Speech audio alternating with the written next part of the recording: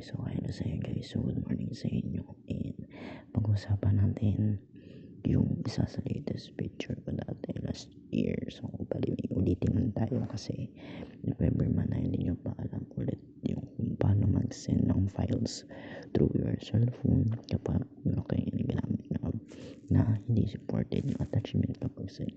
So for example dyan is si Messenger. Siyempre si Messenger wala siyang file button.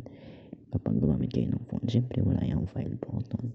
Kapag nag-send kayo ng files, kahit anong files na documents, ng Word, PowerPoint, Excel. So, ang pwede na ng files na send nyo is photos and videos.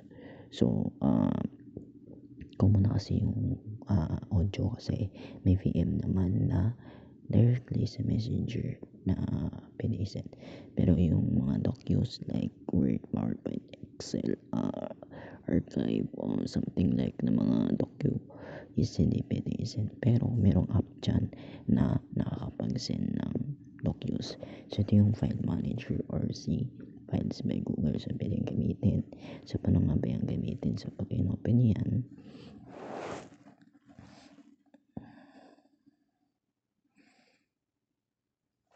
so halimbawa is punta kayo dito sa documents.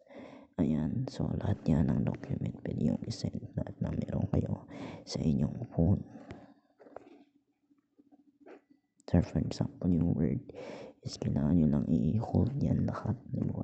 Select all nyo and then click nyo yung more and then share. So depende yan sa app na gagamitin nyo kasi si Messenger is literally wala siyang option to send files just like this. And then yan. Ayan, so